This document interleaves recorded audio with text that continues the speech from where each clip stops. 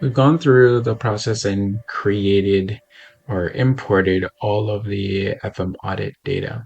So all the FM audit data that exists in FM audit today were all created within Sales Suite Pro. So all the companies, all the company data were all created and loaded up into the portal. So once the data was created, or what is included in data. I'm just going to use this customer here as an example. Uh, we can then go ahead and click on the project, click on the assets, and from the assets menu, we'll be able to go through and see all the devices that were imported from FM Audit. So all these devices will have all the volume information. So whatever the volume data is that we carried over, those are all copied in, and then we can see them listed in the portal here as well. So for all of these devices, we have make, models, the volume, total volume, Romano, color, whether the device supports color or not, if it's assigned to a contract or not, if it is, or what the TCO value is. We don't have or didn't have any location information, so that wasn't imported over, or the department. But there is IP address, serial number for each of those devices, cost per page generated based off of the data that we have from Gap Intelligence. We do have customer pricing. So that's pricing for each device. Those total price costs are summarized at the bottom as well. So once this data is pulled in, based off of the current state of what exists in the environment today, then we do have the ability to go and take a look at what accessories and or consumables that might be tied to those devices. So all of these consumables, these all have street pricing that is included in here. So these street pricing, you can go through the process of reviewing the configuration. So I've just selected one here. So on the right side, this allows me to go through and change capacity or confirm that the capacity data is correct. So what is the yield? What is the coverage that we're expecting from each of these consumables that are associated with those devices? Underneath common, we have some other configurations here. So if you do have specification information, so weight, sometimes quantities or pricing, if you wanted to change those pricing or if you wanted to apply discounts on what is available or what is going to be offered to each customer, then those could be modified and included directly in the portal here. And then type has just some options that you can enable on each of these consumables to identify what type of consumable it is. Now, these columns and the column data that we're showing here, this is all based off of some default configuration. You can go through and choose different columns. So there's a column chooser just by clicking on the three dots on the right. And this would allow you to show some additional information. So you can show like selling price. You can drag that column in, and then that will tell you what the selling price is if that was defined. That would also include, discount amounts. So these are all values that if they were defined, then those would be included or data would be appearing here as well. So if we navigate back to the assets, although it did walk through those columns that were there, those are the default columns. You do have the ability to go to an advanced mode or choose or click on the column chooser. So from the column chooser, you can go through and choose a number of other items to include. So that would be CO energy efficient information. So specific CO2 data, consumable costs for each of those, whether those devices are included on contracts or not, cover, letter, color, and mono, cost per page for color and mono. You can include information such as customer buy price, date of installation, date of inventory, depreciation period, discount amount, whether the device supports duplex or not, energy uh, information that talks about how many kilowatts of power are we using, um, what that energy consumption looks like on each of those devices. If there's a fax number included, what floor, the date that it was imported, the match type, whether and this import information is really tied to how that device was created, how was the make model selected, and all of this is essentially matching based off of the information that we imported from FM Audit. We have additional information such as labor costs, MAC address, serial numbers, manufacturer date, market launch date. A lot of this is all information that could be just dragged in. And then once it's dragged in, then we can see the data that's included here. So this is data that we get from the OEMs directly that tell us what is the market launch date for each of those devices. And then the sums that are calculated here are based off of the launch date, the volume data from each of those devices. This all feeds into the contract terms, and suggestion for replacement of devices that would be included as well. Aside from those main items, you do have the ability to generate or define different terms or columns of data that you'd like to capture. So we can include room information, utilization rate. So what does the utilization look like on those devices, whether they're overutilized or not? The higher the value here, that means that the utilization is really high in those devices. And we can also define or display those devices appropriately. Again, this utilization rate is based off of a number of factors, which includes when the device was launched to market, what is the volume data on those devices as well, the type of device it is. This is all information that's included by default. So aside from the assets, the consumables, and then choosing some additional columns to include in here, we do have the ability to go through and then define contracts. So what type of contract is currently on the devices that exist? We have the ability to define those contracts by clicking on the contract addition button. And then once you do, you can then specify some items in here. So we could say current contract that is associated with these devices. And we can then define who owns this contract. So is it a third party? Is this a contract that is owned by another provider, and we're looking to displace the provider by providing better pricing options, or we want to just document what that environment has, then we can choose that option. And if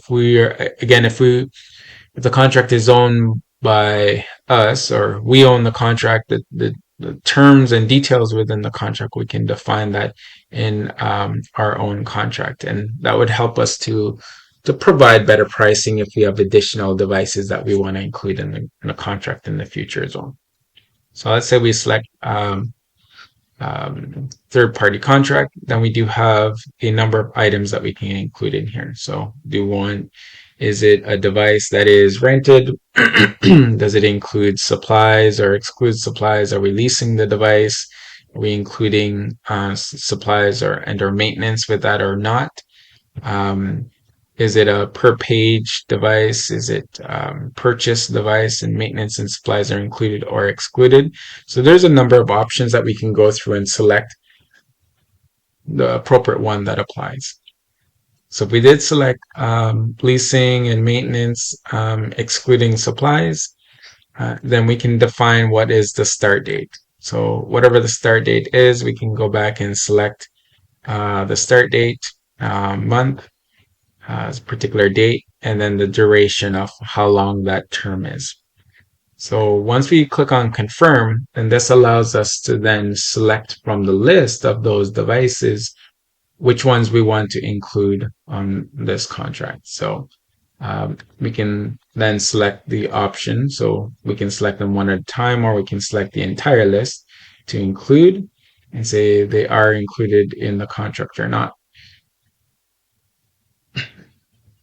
Now, there are multiple pages. If you did select to include all of them, then what this means is that this would allow all of those devices to be included in that contract. If you didn't want that to be the case, then you have the option to go through and select the ones that you do want to include. So once we hit confirm, then that's going to pull those devices into this contract, and those contract terms will now apply over these devices. So we'll get a better sense of what's included in the contract um, based on the configurations and the details that we fill out here. So um, what again, if we made an error on the start and the type of contract it is, then we do have the identity tab that we can go through and populate this information or change this information. And then on the following tabs allows us to configure additional items. So we can look at real volume versus fixed volume, the cost per page. We can then enter in what is our cost per page for a letter, whether it's mono, color, print, or scan. And then if overages occur, then what are those charges, or what is the rate that we charge for those overages? So additional charges could be included here as well. So that would be for scans, mono, color, if you want to break those up. This is all the configurations that you can go through on an individual contract.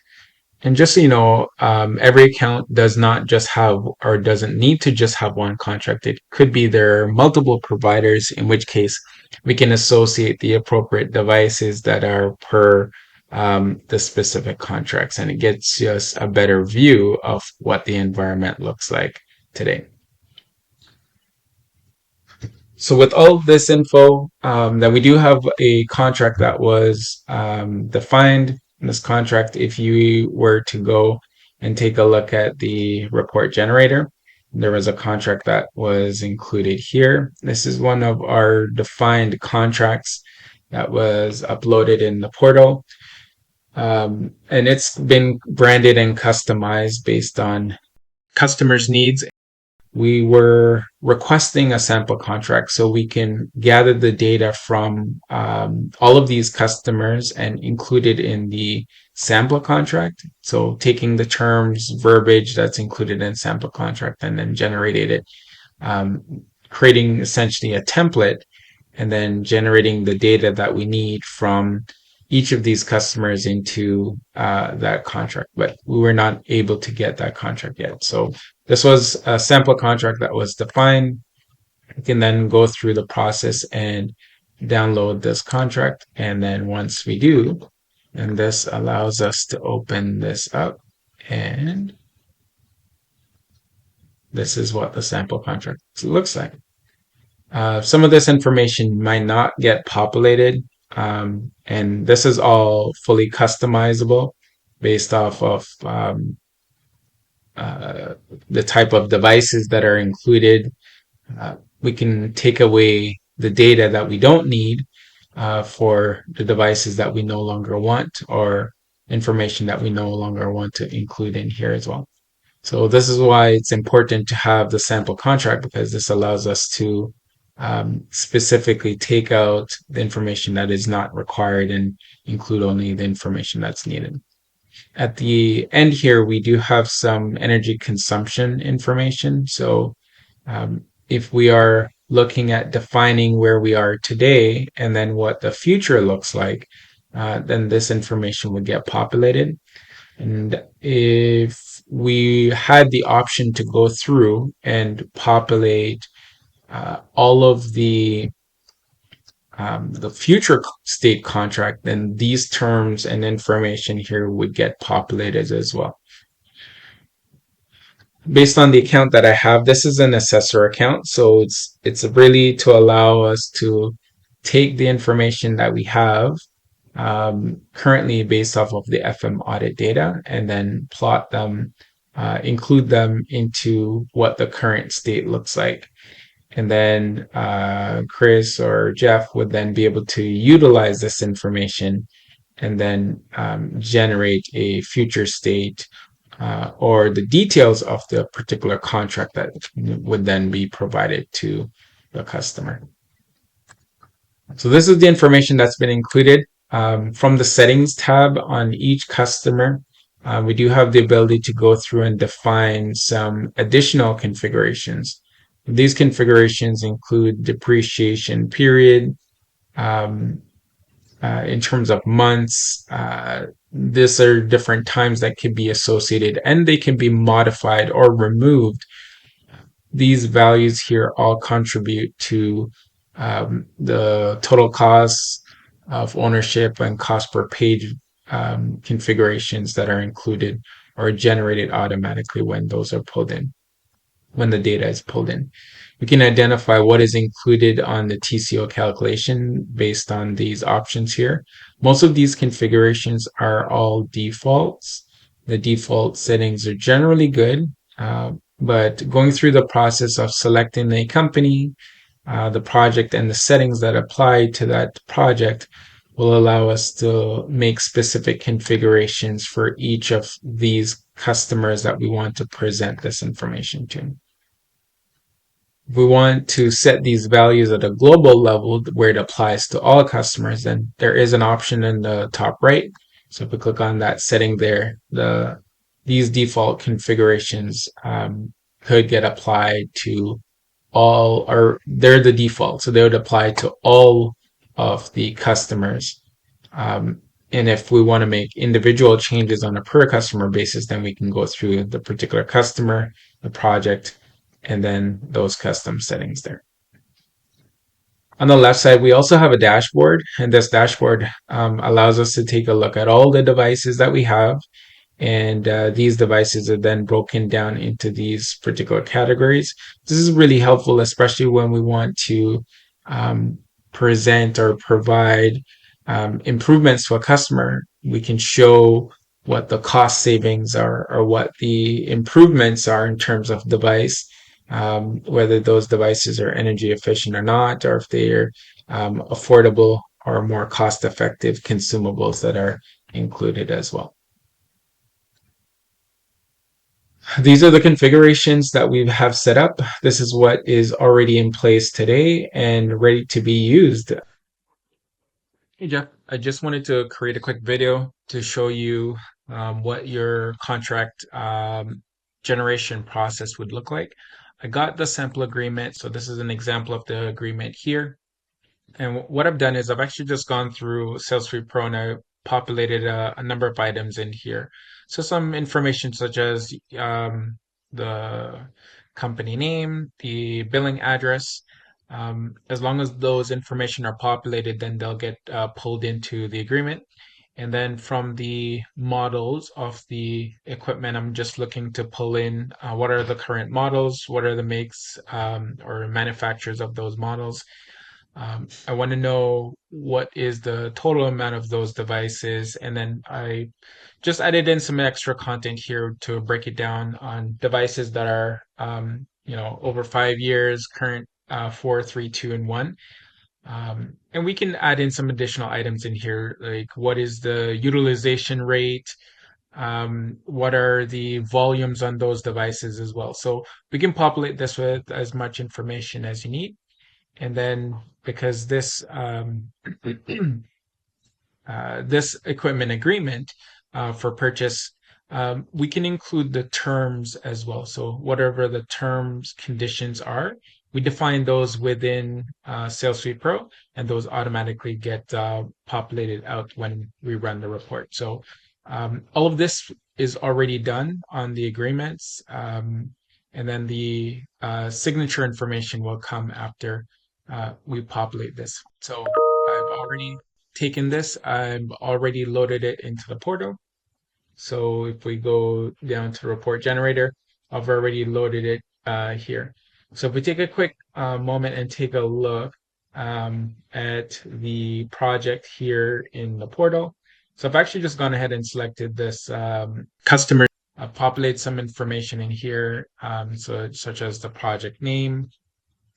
In this case, I put in the just put in the company name here along with the address details. And if we know who the contact person is, we could populate that in as well. So as much information as we want to populate, those will automatically get pulled out into the agreement when we generate it. When we take a look at the device set, we have 35 devices in here. And to generate the contract is actually pretty easy. Once we have the data loaded in from the DCA, which we have this DCA data here, then we'd select the contract that we want to generate, and then we'll just click on generate that particular contract. It goes ahead and it gets generated.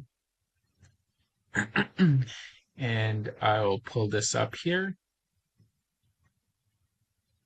All right, so it gets pulled in.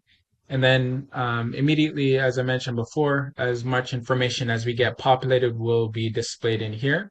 And then all of this data based on what we have today. So how many models of devices, what are those manufacturer? I also pulled in what is the current CPP for those devices, what's the current volumes on those, and then a list of what those devices look like as well. And then the contract terms, I'm not sure what those contract terms would be right now, so I didn't really populate anything there. But as we do populate those terms, then they would get inputted here as well. Hopefully that's helpful. Happy to set up some time to discuss a little bit further and get you some more details on how you can get this and how you can start utilizing this based on the sample contracts that we received.